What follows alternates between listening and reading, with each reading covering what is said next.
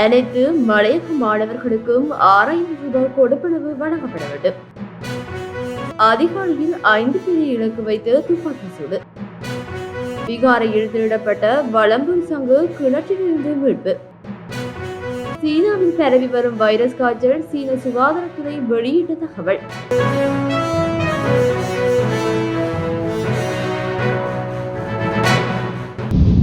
மலையக பகுதியில் தோட்டப்புறங்களில் வாழ்கின்ற அனைத்து மாணவர்களுக்கும் அரசாங்கத்தினால் பெற்றுக் கொடுக்கப்படும் 6,000 ரூபாய் கொடுப்பனவினை பெற்றுக் கொடுக்க நடவடிக்கை எடுக்கப்பட வேண்டும் என மலையக மக்கள் சக்தியின் தலைவர் ராமன் செந்தூரன் வேண்டுகோள் விடுத்தார். வறிய மாணவர்களுக்கு கற்றல் உபகரணங்கள் பெற்றுக் கொடுக்கும் நிகழ்வு ஒன்று மலையக மக்கள் சக்தியின் தலைவர் ராமன் செந்தூரன் தலைமையில் நேற்று நுவரெலியா கல்வி வலயத்திற்குட்பட்ட ஆகரவுவா தமிழ் வித்தியாலயத்தில் பாடசாலை அதிபர் ராமர் கிப்சன் ஸ்டாலின் தலைமையில் நடைபெற்றது. கற்றல் உபகரணங்களை வழங்கி வைத்து உரையாற்றும் போது அவர் இவ்வாறு தெரிவித்தார். அவர் தொடர்ந்தும் கருத்து தெரிவிக்கையில், பெருந்தோட்ட பகுதிகளில் இன்று பொருளாதார நெருக்கடி காரணமாக பல மாணவர்கள் கற்றலை தொடர முடியாத நிலை காணப்படுகின்றது. இதனால் பல்வேறு நெருக்கடிகள் உருவாகியுள்ளன. வறுமை காரணமாக சிறுவர்கள் வேலைக்கு அமர்த்தும் பணிகளும் அதிகரித்துள்ளன. இதனால் பல்வேறு சமூக பாதிப்புகள் ஏற்படுவதற்கான வாய்ப்புகள் காணப்படுகின்றன. தொழிலாளர்களுக்கு கிடைக்கின்ற வருமானத்தினை கொண்டு இன்று அவர்களுக்கு 3 நேர உணவினை கூட உண்ண முடியாத நிலை இல்லாத போது அவர்களுக்கு எவ்வாறு அவர்களின் பிள்ளைகளை படிக்க வைப்பது என்ற கேள்வி உருவாகியுள்ளது. எனவே இது மலையகத்தினை மாத்திரமன்றி கல்வி ரீதியாக நாட்டினையும் பாதிக்கும். எனவே அரசாங்கம் வழங்குகின்ற 6,000 ரூபாய் கொடுப்பனவினை பெருந்தோட்ட பகுதியில் வாழுகின்ற அனைத்து மாணவர்களுக்கும் பெற்றுக் கொடுக்க நடவடிக்கை எடுக்கப்பட வேண்டும் என அவர் இதன்போது மேலும் தெரிவித்தார். வெலிகம போலீஸ் பிரிவிற்குட்பட்ட கப்பரத்தோட்டை வள்ளிவேல பகுதியில் நடந்து சென்று 5 பேரை இலக்கு வைத்து துப்பாக்கி சூடு மேற்கொள்ளப்பட்டுள்ளதாக போலீசார் தெரிவித்துள்ளனர். இன்று அதிகாலை 1 மணியளவில் 3 மோட்டார் சைக்கிள்களில் வந்த இனம் தெரியாத நபர்கள் இவ்வாறு துப்பாக்கி சூடு நடத்திவிட்டு தப்பிச் சென்றுள்ளதாக போலீசார் தெரிவித்துள்ளனர். 2 பேர் மீது இவ்வாறு துப்பாக்கி சூடு நடத்தப்பட்டுள்ளதாகவும் அதில் ஒருவர் உயிரிழந்துள்ளதாகவும் போலீசார் கூறியுள்ளனர். கப்பரத்தோட்டை பகுதியை சேர்ந்த 26 வயதுடைய நபர் துப்பாக்கி சூட்டுக்கு இலக்காகி உயிரிழந்துள்ளதுடன் காயமடைந்தவர் அதே பகுதியை சேர்ந்த 29 வயதுடையவர் என போலீசாரின் ஆரம்பகட்ட விசாரணைகளில் தெரிய வந்துள்ளது. துப்பாக்கி சூடு நடத்தப்பட்டதற்கான காரணம் இதுவரை தெரியவில்லை. இந்நிலையில் போலீசார் சம்பவம் தொடர்பான மேலதிக விசாரணைகளை மேற்கொண்டு வருகின்றமை குறிப்பிடத்தக்கது. சுமார் 1.5 வருட காலத்திற்கு முன்னர் களுத்துறை தொடங்கொடை எலதுவ பிரதேசத்தில் உள்ள விகாரை ஒன்றிலிருந்து திருடப்பட்ட விலையுயர்ந்த வலம்புரி சங்கு ஒன்று அதே விகாரையில் உள்ள கிணற்றிலிருந்து மீட்கப்பட்டுள்ளதாக களுத்துறை போலீஸ் குற்ற புலனாய்வு பிரிவினர் தெரிவித்துள்ளனர். இது தொடர்பில் மேலும் தெரிய வருவதாவது, தொடங்கொடை எலதுவ பிரதேசத்தில் உள்ள விகாரையில் இருந்த விலையுயர்ந்த வலம்புரி சங்கு ஒன்று திருடப்பட்டுள்ளதாக சுமார் 1.5 வருட காலத்திற்கு முன்னர் களுத்துறை போலீஸ் குற்ற புலனாய்வு பிரிவினருக்கு முறைப்பாடு ஒன்று கிடைத்திருந்தது.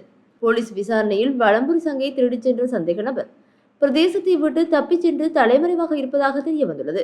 இந்நிலையில் குறித்த வலம்புரி சங்கு விகாரில் உள்ள கிணற்றிலிருந்து மீட்கப்பட்டுள்ளதாக போலீசாருக்கு தகவல் கிடைத்துள்ளது.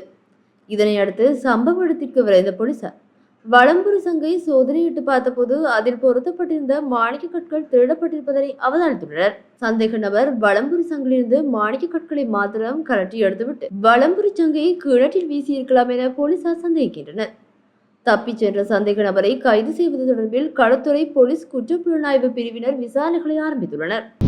சீனாவில் பரவி வரும் வைரஸ் காய்ச்சலால் அச்சம் கொள்ள வேண்டிய அவசியமில்லை என்று குளிர்காலம் தொடங்கியுள்ள நிலையில் இதுபோன்ற வைரஸ்கள் பரவுவது இயல்பானது என்று சீன சுகாதாரத்துறை அதிகாரிகள் தெரிவித்துள்ளதாக வெளிநாட்டு ஊடகங்கள் செய்தி வெளியிட்டுள்ளன. இருப்பினும் பல நாடுகள் சீனாவுக்கு செல்வதை தவிர்க்குமாறு தங்கள் நாட்டு மக்களுக்கு தற்போது அறிவித்துள்ளன.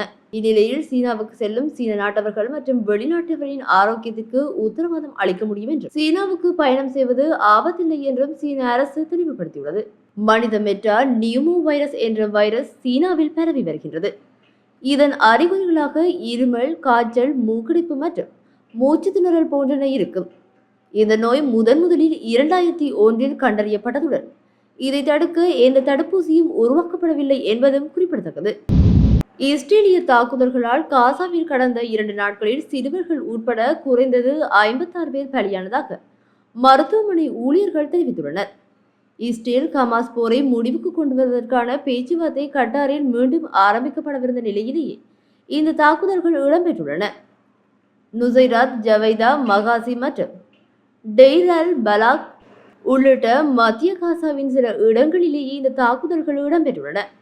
2 நாட்களுக்கு முன்னரும் குறித்த பிரதேசத்தில் பலர் கொல்லப்பட்டுள்ளனர். எனினும் ஹமாஸ் கூடும் இடங்கள் மற்றும் கட்டளை மையங்களையே தாம் தாக்கியதாக இஸ்ரேல் தெரிவித்துள்ளது.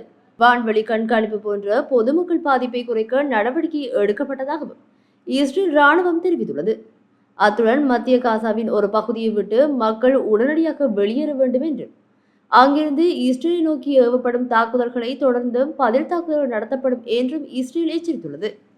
இதற்கிடையில் ஏமனில் இருந்தும் தனது நாட்டிற்கு ஏவுகணைகள் செலுத்தப்பட்டுள்ளதாகவும் எனினும் அந்த ஏவுகணைகள் இடைமறிக்கப்பட்டதாகவும் இஸ்ரேல் ராணுவம் தெரிவித்துள்ளது. ஏமனில் ஈரான் ஆதரவு பெற்ற ஹவுதி கிளர்ச்சியாளர்களே இந்த ஏவுகணைகளை ஏவியுள்ளதாக தெரிவிக்கப்பட்டுள்ளது. முன்னதாக 2023 ஆண்டு அக்டோபர் 7 அன்று ஹமாஸ் தலைமையிலான போராளிகள் இஸ்ரேல் மீது தாக்குதல் நடத்தியதால் போர் மூண்டது. அவர்கள் சுமார் 1200 பேரை கொன்றனர். பெரும்பாலும் பொதுமக்கள் மற்றும் சுமார் 250 பேரை கடத்தினர். சுமார் 100 பணைய கைதிகள் இன்னும் காசாவிற்குள் உள்ளனர். அதில் குறைந்தது 1/3 பங்கு பேர் இறந்துவிட்டதாக நம்பப்படுகின்றது. இதனையடுத்து பதிலடி கொடுக்கும் விதமாக இதுவரை நடத்தப்பட்டு வரும் இஸ்ரேலின் தாக்குதல்களால் காசாவின் 45,500க்கும் மேற்பட்ட பாலஸ்தீனியர்கள் கொல்லப்பட்டுள்ளனர். இந்த தாக்குதல் காரணமாக காசாவின் 2.3 பில்லியன் மக்கள் தொகையில் சுமார் 90% இடம்பெயர்ந்துள்ளனர்.